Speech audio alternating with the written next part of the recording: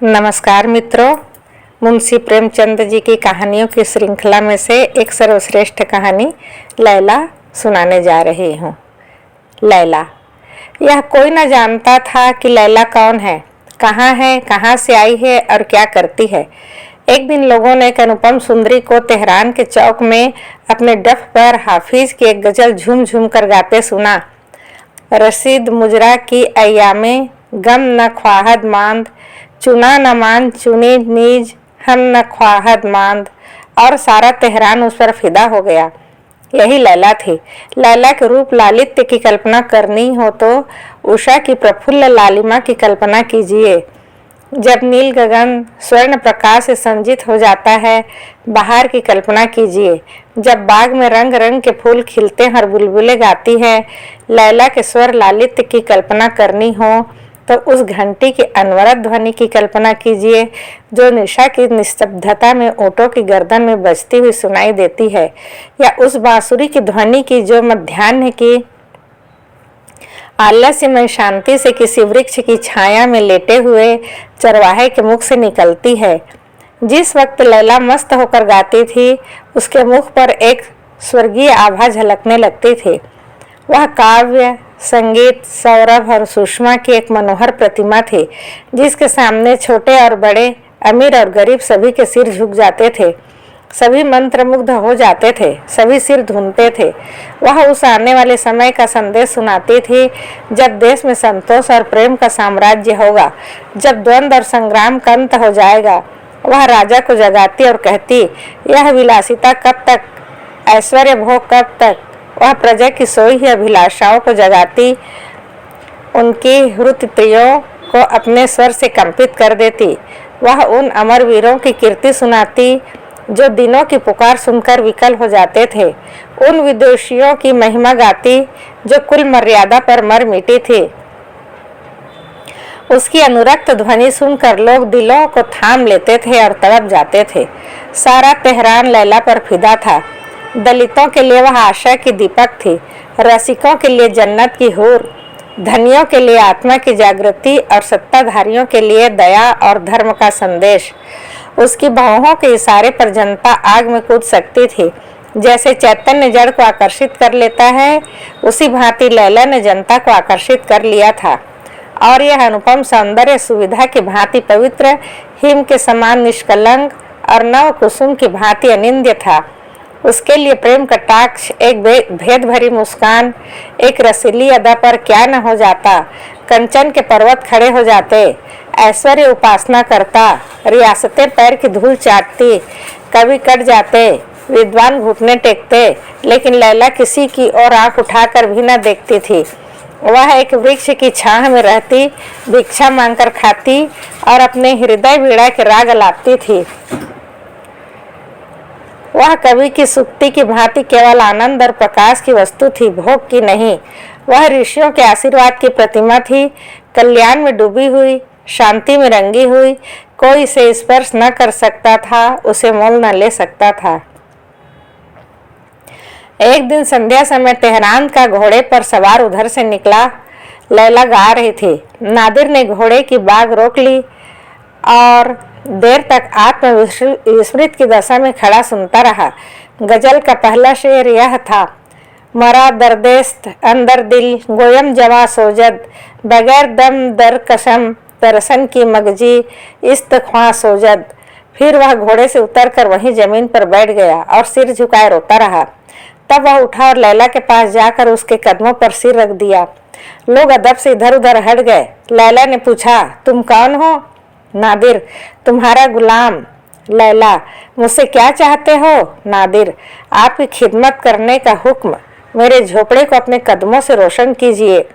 लैला, यह मेरी आदत नहीं। शहजादा फिर वहीं बैठ गया और लैला फिर गाने लगी, लेकिन गला थर्राने लगा, मानो वीणा का कोई तार टूट गया हो। उसने नादिर की ओर करुण नेत्रों से देखकर कहा, तुम यहाँ मत बैठो। कई आदमियों ने कहा, लैला, हमारे हुजूर शहजादा नादिर है।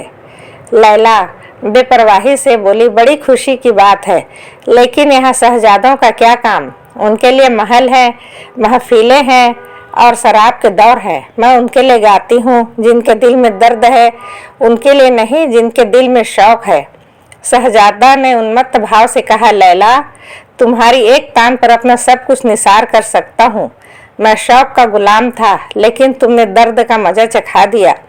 लैला फिर गाने लगी, लेकिन आवाज काबू में न थी, मानो वह उसका गला ही न था। लैला ने डफ कंधे पर रख लिया और अपने डेरे की ओर चली। श्रोता अपने अपने घर चले। कुछ लोग उसके पीछे पीछे उस वृक्ष तक आए जहां वह विश्राम करती थी। जब वह अपनी झोपड़ी के द्वार पर पहुंची तब सभी आदमी विदा हो चुके थे। केवल एक आदमी झोपड़ी से कई हाथ पर चुपचाप खड़ा था। लैला ने पूछा, तुम कौन हो? नादिर ने कहा, तुम्हारा गुलाम नादिर। लैला, तुम्हें मालूम नहीं कि मैं अपने अमन के गोसे में किसी को नहीं आने देती? नादिर, यह तो मैं देख ही रहा हूँ। लैला, फिर क्यों बैठे हो? नादिर, उम्मीद दामन पकड़े हुए है। लैला ने कुछ देर के बाद फिर पूछा, कुछ खा कर आए हो? नादिर, अब तो न भूख है न प्यास। लैला, आओ, आज तुम्हें गरीबों का खाना खिलाऊं, इसका मजा भी चख लो। नादिर इनकार न कर सका। बाज उसे बाजरे की रोटियों में अभूतपूर्व स्वाद मिला। वह सोच रहा था कि विश्व के इस विशाल भवन में कितना आनंद है। उसे अपनी आत्मा में विकास का अनुभव हो रहा था। जब वह खा चुका तब लैला ने कहा, अब जाओ, आधी रात से ज्यादा गुजर गई। नादिर ने आंखों में आंसू भरकर कहा, नहीं लैला, अब मेरा आसन भी यहीं जमेगा। नादिर दिन भर लैला के नगमे सुनता, गलियों में, सड़कों पर, जहां वह जाती उसके पीछे पीछे घूमता रहता। रात उसी पेड़ के नीचे जाकर पड़ा रहता। बादशाह ने समझाया, मलका ने समझाया, उमर ने मिन्नतें की, लेकिन नादिर के सिर से लैला का सौदा न गया। जिन हालों लैला रहती थी उन हालों वह भी रहता था। मलका उसके लिए अच्छे से अच्छा खाने बनाकर भेजती, लेकिन नादिर उनकी ओर देखता भी न था। लेकिन लैला के संगीत में जब वह क्षुधा न थी, वह टूटे हुए तारों का राग था, जिसमें न वह लोस था, न वह जादू, न वह असर। अब वह भी गाती थी, सुनाने वाले अब भी आते थे, लेकिन अब वह अपना दिल खुश करने को गाती थी और सुनने वाले विहल होकर नहीं, उसको खुश करने के लिए आते थे। इस तरह 6 महीने गुजर गए। एक दिन लैला गाने न गई। नादिर ने कहा, क्यों लैला, आज गाने न चलोगी? लैला ने कहा, अब कभी नहीं जाऊंगी। सच कहना, तुम्हें अब भी मेरे गाने में पहले ही कैसा मजा आता है? नादिर बोला, पहले से कहीं ज्यादा। लैला, लेकिन और लोग तो पसंद नहीं करते। नादिर, हाँ, मुझे उसका ताज्जुब है। लैला, ताज्जुब की बात नहीं, पहले मेरा दिल खुला हुआ था, उसमें सबके लिए जगह थी, वह सबको खुश कर सकता था। उसमें से जो आवाज निकलती थी वह सबके दिलों में पहुंचती थी। अब तुमने उसका दरवाजा बंद कर दिया। अब वह तुम्हारे सिवा और किसी के काम का न रहा। चलो, मैं तुम्हारे पीछे पीछे चलूंगी। आज से तुम मेरे मालिक होते हो। चलो, मैं तुम्हारे पीछे पीछे चलूंगी। आज से तुम मेरे मालिक हो। थोड़ी सी आग लेकर झोपड़ी में आग लगा दो, इस डब को उसी में जला दूंगी। तेहरान में घर घर आनंद उत्साह हो रहा था। आज शहजादा नादिर लैला को ब्याह कर लाया था। बहुत दिनों के बाद उसके दिल की मुराद पूरी हुई थी। सारा तेहरान शहजादे पर जान देता था और उसकी खुशी में शरीक था। बादशाह ने तो अपनी तरफ से मुनादी करवा दी थी कि इस शुभ अवसर पर धन और समय का अपव्यय न किया जाए।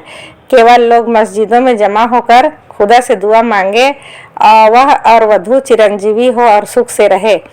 लेकिन अपने प्यारे शहजादे की शादी में धन और धन से अधिक मूल्यवान समय का मुंह देखना किसी को गवारा न था। रईसों ने महफिलें सजाई, चिराग जलो, बाजे बजवाए, गरीबों ने अपनी डफलियां संभाली और सड़कों पर घूम घूम कर उछलते कूदते फिरे। संध्या के समय शहर के सारे अमीर और रईस शहजादे को बधाई से चमकता और मनोल्लास से खिलता हुआ आ खड़ा हो गया। काजी ने अर्ज की, हुजूर पर खुड़स की बरकत हो। हजारों आदमियों ने कहा, आमीन। शहर की ललनाएं भी लैला को मुबारकबाद देने आई। लैला बिल्कुल सादे कपड़े पहने थी, आभूषणों का कहीं कोई नाम न था। एक महिला ने कहा, आपका सुहाग सदा सलामत रहे। हजारों कंठों से ध्वनि निकली, आमीन। कई साल गुजर गए। नादिर अब बादशाह था और लैला उसकी मलका। ईरान का शासन इतने सुचारू रूप से कभी न हुआ था। दोनों ही प्रजा के हितैषी थे। दोनों ही उसे सुखी और संपन्न देखना चाहते थे। प्रेम ने वे सभी कठिनाइयां दूर कर दी जो लैला को पहले शंकित करती रहती थी। नादिर राजसत्ता का वकील था, लैला प्रजासत्ता की, लेकिन व्यवहारिक रूप से उसमें कोई भेद न पड़ता था। कभी यह दब जाता, कभी वह हट जाती। उनका दाम्पत्य जीवन आदर्श था। नादिर लैला का रूप देखता था और लैला नादिर का। काम से अवकाश मिलता तो दोनों बैठकर गाते बजाते, कभी नदियों को सैर करते, कभी किसी वृक्ष की छांव में बैठे हुए हाफिज के गजलें पढ़ते और झूमते। न लैला में अब उतनी सादगी थी, न नादिर में। अब उनका तकल्लुफ था। नादिर का लैला पर एकाधिपत्य था जो साधारण बात न थी। जहाँ बादशाहों की महल सरा में बेगमों के मोहल्ले बसते थे, दर्जनों और कड़ियों से उनकी गणना होती थी, वहाँ लैला अकेली थी। उन महलों में अब शफ खाने, मदरसे और पुस्तकालय थे। जहाँ महल सरों का वार्षिक व्यय करोड़ों तक पहुँचता था, यहाँ अब हजारों से आगे न बढ़ता था। शेष रुपए प्रजा हित के कामों में खर्च कर दिए जाते थे। यह सारी कतरबियत लैला ने की थी। बादशाह नादिर था, पर अख्तियार लैला के हाथों में था। सब कुछ था, किंतु प्रजा संतुष्ट न थे। उनका असंतोष दिन ब दिन बढ़ता जाता था। राजसत्तावादियों को भय था कि अगर यही हाल रहा तो बादशाहत के मिट जाने में संदेह नहीं। जमशेद का लगाया हुआ वृक्ष, जिसने हजारों सदियों से आंधी और तूफान का मुकाबला किया, अब एक हसीना के नाजुक और कातिल हाथों जड़ से उखाड़ा जा रहा है। उधर प्रजासत्तावादियों को लैला से जितनी आशाएं थी, सभी दुराशाएं सिद्ध हो रही थी। वे कहते, अगर ईरान इस चाल से तरक्की के रास्ते पर चलेगा तो इससे पहले कि वह मंजिल मकसूद पर पहुंचे, कयामत आ जाएगी। दुनिया हवाई जहाज पर बैठी उड़ी जा रही है और हम अभी ठेलों पर बैठते भी डरते हैं, कहीं इसकी हरकत से दुनिया में भूचाल ना आ जाए। दोनों दलों में आए दिन लड़ाइयाँ होती रहती थी। न नादिर के समझाने का असर अमीरों पर होता था, न लैला के समझाने का गरीबों पर। सामंत नादिर के खून के प्यासे हो गए, प्रजा लैला की जानी दुश्मन। राज्य में तो यह अशांति फैली हुई थी, विद्रोह की आग दिलों में सुलग रही थी और राजभवन में प्रेम का शांतिमय राज्य था। बादशाह और मलका दोनों प्रजा संतोष की कल्पना में मग्न थे। रात का समय था। नादिर और लैला आरामगाह में बैठे हुए शतरंज की बाजी खेल रहे थे। कमरे में कोई सजावट न थी, केवल एक जाजिम बिछी हुई थी। नादिर ने लैला का हाथ पकड़कर कहा, बस अब यह ज्यादती नहीं, तुम्हारी चाल हो चुकी। यह देखो, तुम्हारा एक प्यादा पिट गया। लैला, अच्छा, यह शह आपके सारे पैदल रखे रह गए और बादशाह को सह पड़ गई, इसी पर दावा था। नादिर, तुम्हारे हाथ हारने में जो मजा है वह जीतने में नहीं। लैला, अच्छा, तो गोया आप दिल खुश कर रहे हैं। शाह बचाइए, नहीं दूसरी चाल में मात होगी। नादिर अर्दब देकर, अच्छा, अब संभल जाना, तुमने मेरे बादशाह की तौहीन की है। एक बार मेरा फर्जी उठा तो तुम्हारे प्यादों को सफाया कर देगा। लैला, बसंत की भी खबर है, आपको 2 बार छोड़ दिया, अब की हरगिज न छोड़ूंगी। नादिर, अब तक मेरे पास दिलराम घोड़ा है, बादशाह को कोई गम नहीं। लैला, अच्छा, यह शाह, लाइए अपने दिलराम को, कहिए अब तो मात हुई। नादिर, हाँ जाने मन, अब मात हो गई। जब मैं ही तुम्हारी अदाओं पर निसार हो गया तब मेरे बादशाह कब बच सकता था। लैला, बातें न बनाइए, चुपके से इस फरमान पर दस्तखत कर दीजिए जैसा आपने वादा किया था। यह कहकर लैला ने फरमान निकाला जिसे उसने खुद अपने मोती के से अक्षरों से लिखा था। उसमें अन्न का आयात कर घटाकर आधा कर दिया गया था। लैला प्रजा को भूली न थी, वह अब भी उनकी हित कामना में संलग्न रहती थी। नादिर ने इस शर्त पर फरमान पर दस्तखत करने का वचन दिया था कि लैला उसे शतरंज में 3 बार मात करे। वह सिद्ध हस्त खिलाड़ी थी, ऐसे लैला जानती थी, पर यह शतरंज की बाजी न थी, केवल विनोद था। नादिर ने मुस्कुराते हुए फरमान पर हस्ताक्षर कर दिए। कलम के एक एक चिन्ह से प्रजा की 5 करोड़ वार्षिक दर से मुक्ति हो गई।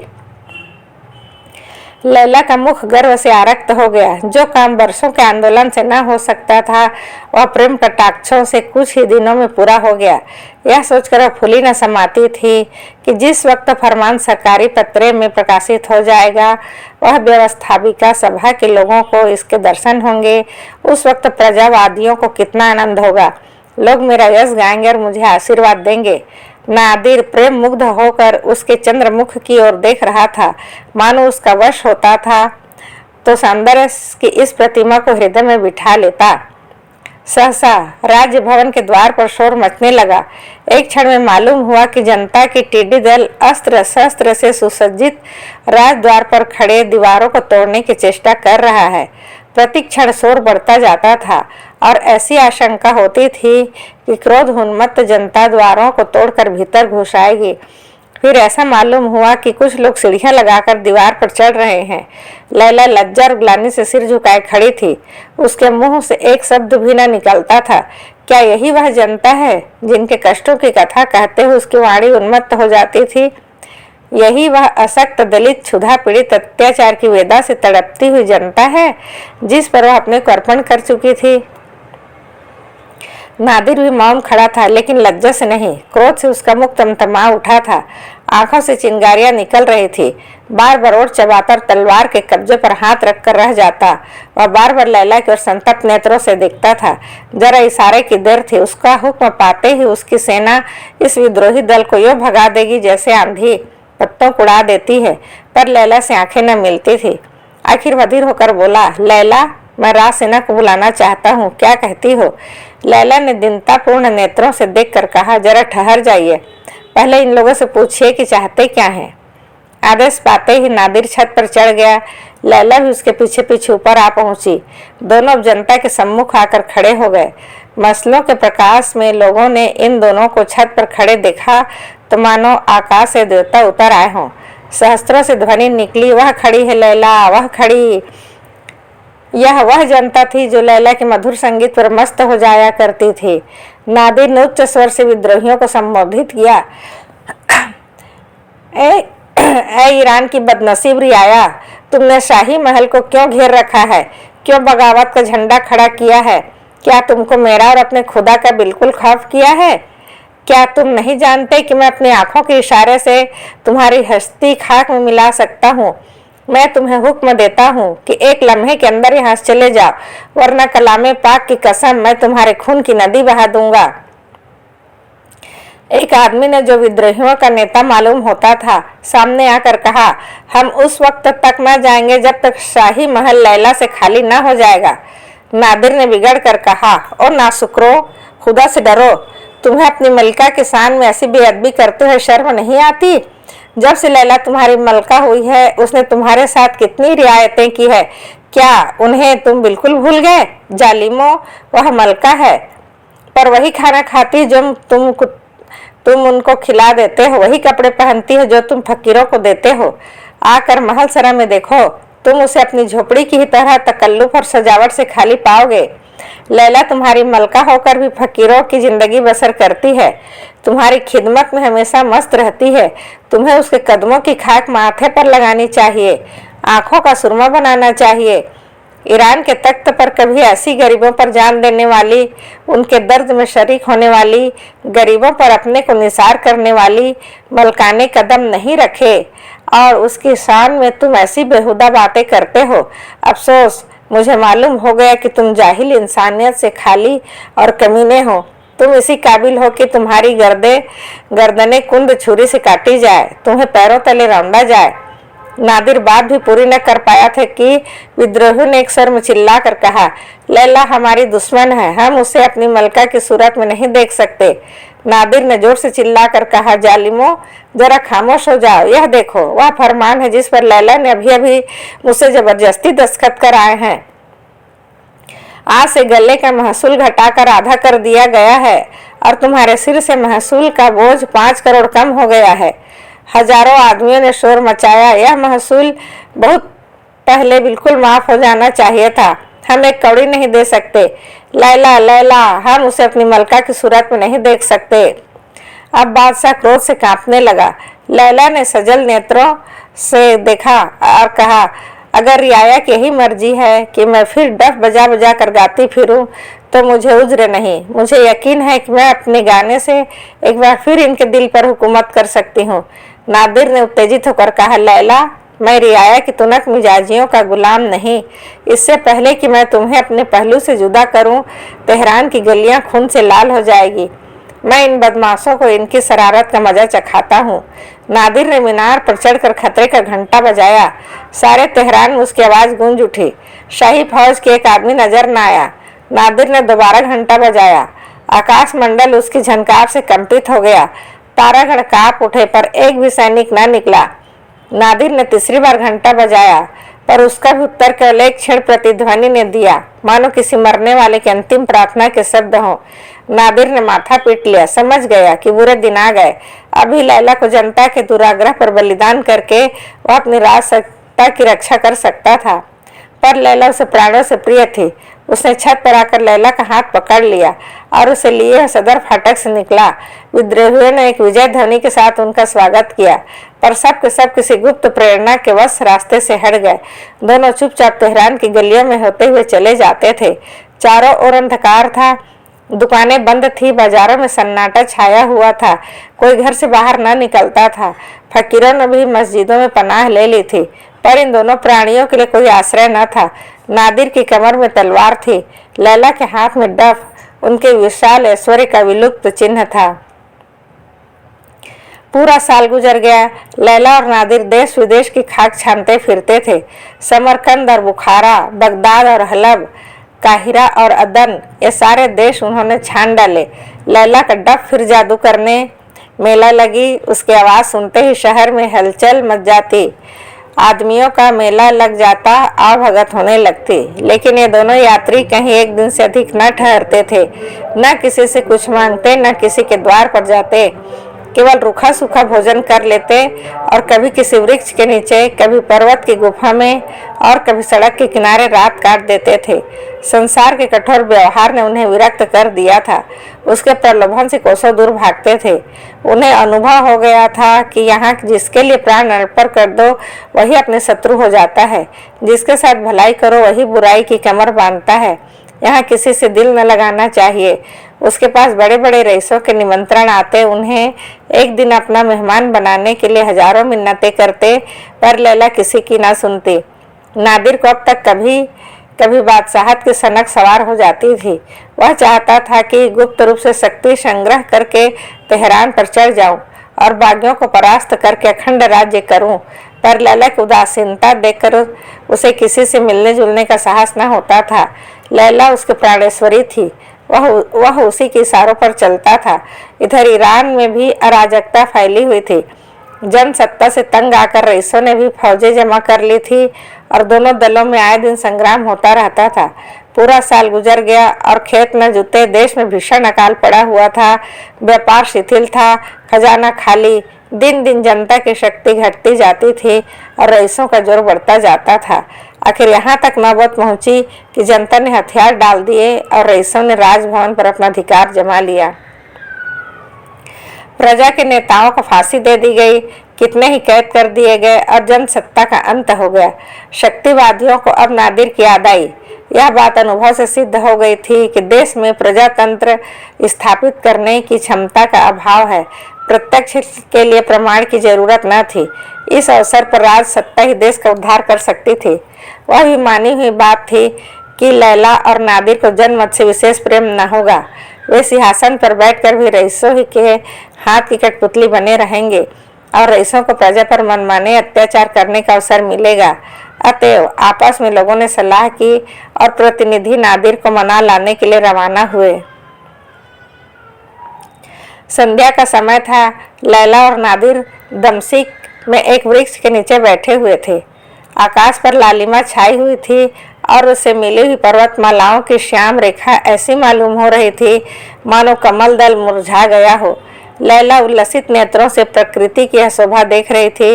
नादिर मलिन और चिंतित भाव से लेटा हुआ सामने के सुदूर प्रांत की ओर त्रिषित नेत्रों से देख रहा था, मानो इस जीवन से तंग आ गया है। सहसा बहुत दुर्गर दौड़ती हुई दिखाई दी और एक क्षण में ऐसा मालूम हुआ कि कुछ आदमी घोड़ों पर सवार चले आ रहे हैं। नादिर उठ बैठा और गौर से देखने लगा कि ये कौन आदमी है। अकस्मात वह उठकर खड़ा हो गया। उसका मुखमंडल दीपक की भांति चमक उठा और जर्जर शरीर में एक विचित्र स्फूर्ति दौड़ गई। वह उत्सुकता से बोला, लैला, यह तो ईरान के आदमी है। कलामे पाक की कसम, ये ईरान के आदमी हैं। इनके लिबास से साफ जाहिर हो रहा है। लैला, पहले मैं भी इन्हें यात्रियों की ओर देखा और सचेत होकर बोली, अपनी तलवार संभाल लो, शायद इसकी जरूरत पड़े। नादिर, नहीं लैला, ईरान के लोग इतने कमीने नहीं हैं कि अपने बादशाह पर तलवार उठाएं। लैला, पहले मैं भी यही समझती थी। सवारों ने समीप आकर घोड़े रोक लिए। उतरकर बड़े अदब से नादिर को सलाम किया। नादिर बहुत जब्त करने पर भी अपने मनोवेग को न रोक सका, दौड़कर उसके गले लिपट गया। वह अब बादशाह न था, ईरान का एक मुसाफिर था। बादशाहत मिट गई थी, पर ईरानियत रोम रोम में भरी हुई थी। वे तीनों आदमी इस समय ईरान के विधाता थे। इन्हें वह खूब पहचानता था। उनकी स्वामी भक्ति की वह कई बार परीक्षा ले चुका था। उन्हें लाकर अपने बोरिये पर बैठाना चाहा, लेकिन वे जमीन पर ही बैठे। उनकी दृष्टि से वह बोरिया उस समय सिंहासन था जिस पर वह अपने स्वामी के सम्मुख कदम न रख सकते थे। बातें होने लगी। ईरान की दशा अत्यंत शोचनीय थी। लूट मार का बाजार गर्म था। न कोई व्यवस्था थी, न व्यवस्थापक। अगर यही दशा रही तो शायद बहुत जल्दी उसकी गर्दन में पराधीनता का जुआ पड़ जाए। देश अब नादिर को ढूंढ रहा था। उसके सिवा कोई दूसरा उसे डूबते हुए बेड़े को पार नहीं लगा सकता था। इसी आशा से ये लोग उसके पास आए थे। नादिर ने विरक्त भाव से कहा, एक बार इज्जत ली, क्या आपकी जान लेने की सोची थी? मैं बड़े आराम से हूँ, आप मुझे दिक ना करें। सरदारों ने आग्रह करना शुरू किया, हम हुजूर का दामन न छोड़ेंगे। यहाँ अपनी गर्दनों पर छुरी फेरकर हुजूर के कदमों पर जान दे देंगे। जिन बदमाशों ने आपको परेशान किया, अब उनका कहीं निशान भी नहीं रहा। हम लोगों ने उन्हें फिर कभी सिर न उठाने देंगे। सिर्फ हुजूर की आड़ चाहिए। नादिर ने बात काटकर कहा, साहबो, अगर आप मुझे इस इरादे से ईरान का बादशाह बनाना चाहते हैं तो माफ़ कीजिए। मैंने इस सफ़र में रियाया की हालत का गौर से मुलाहिजा किया है और इस नतीजे पर पहुंचा हूं कि सभी मुल्कों में उनकी हालत ख़राब है। वे रहम के काबिल हैं। ईरान में मुझे कभी ऐसे मौके न मिले थे। मैं रियाया को अपने दरबारियों की आंखों से देखता था। मुझसे आप लोग यह उम्मीद न रखें कि मैं रियाया को लूट कर आपकी जेबें भरूंगा। यह अजाब अपनी गर्दन पर नहीं ले सकता। मैं इंसाफ का मिजान बराबर रखूंगा और इसी शर्त पर ईरान चल सकता हूँ। लैला ने मुस्कुराते हुए कहा, तुम रियाया का कसूर माफ कर सकते हो क्योंकि उसकी तुमसे कोई दुश्मनी न थी। उसके दांत तो मुझे पर थे, मैं उसे कैसे माफ कर सकती हूँ? नादिर ने गंभीर भाव से कहा, लैला, मुझे यकीन नहीं आता तुम्हारे मुंह से ऐसी बातें सुन रहा हूँ। लोगों ने समझा, अभी इन्हें भड़काने की जरूरत ही क्या? ईरान में चलकर देखा जाएगा। 2-4 मुखबिरों से रियाया के नाम पर ऐसे उपद्रव खड़े करा देंगे कि इनके सारे ख्याल पलट जाएंगे। एक सरदार ने अर्ज की, हुजूर, यह क्या फरमाते हैं?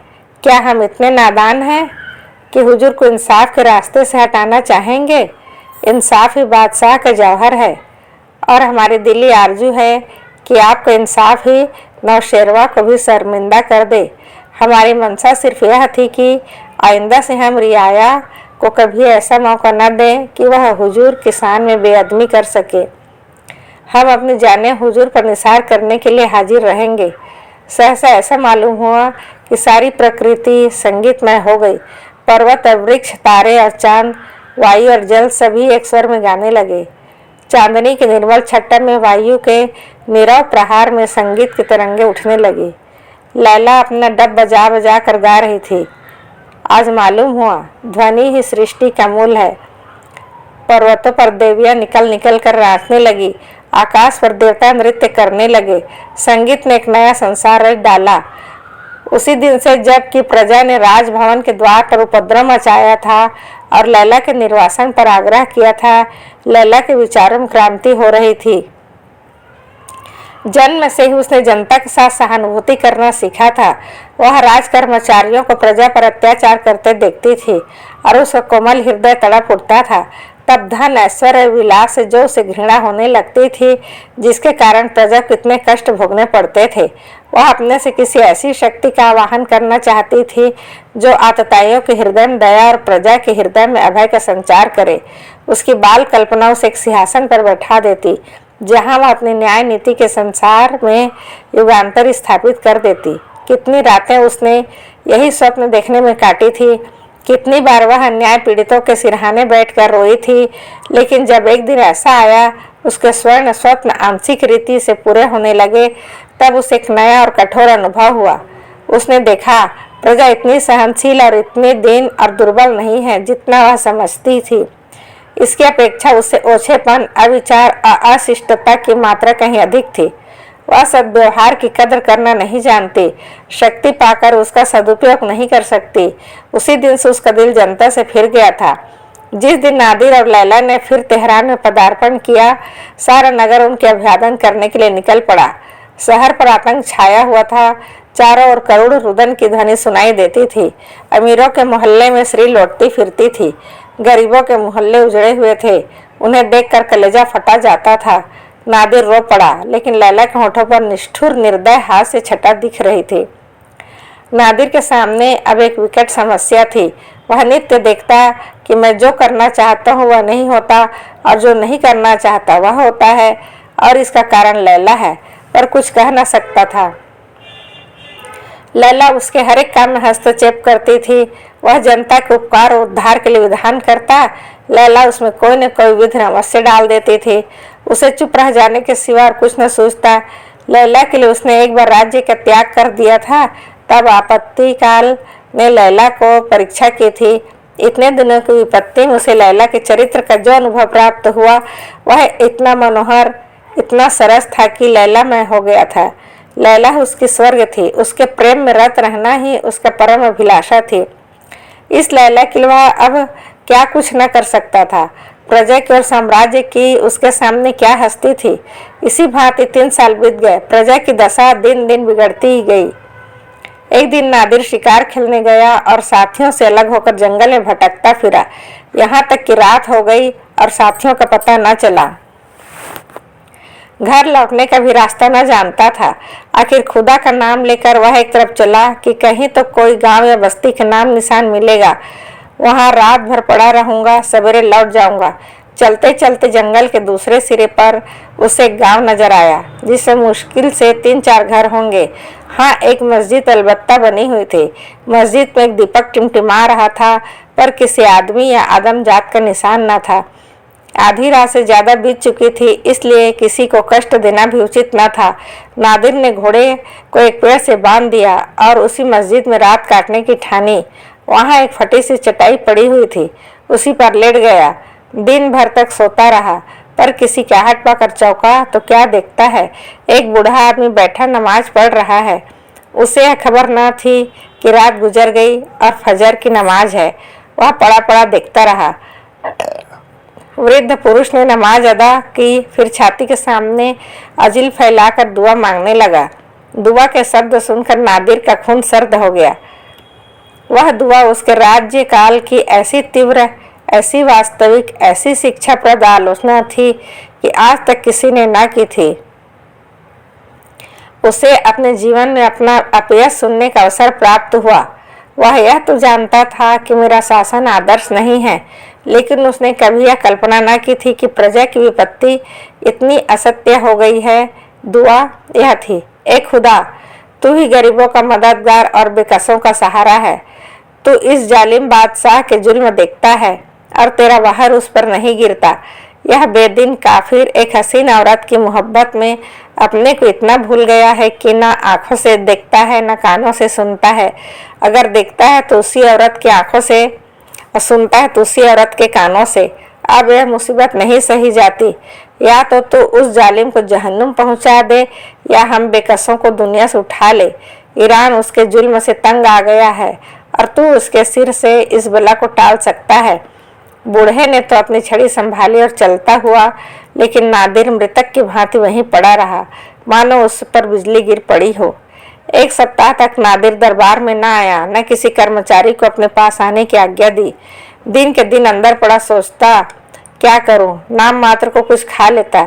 लैला बार बार उसके पास जाती और कभी उसका सिर अपनी जांघ पर रखकर, कभी उसके गले में बाहें डालकर पूछती, तुम क्यों इतने उदास और मलिन हो।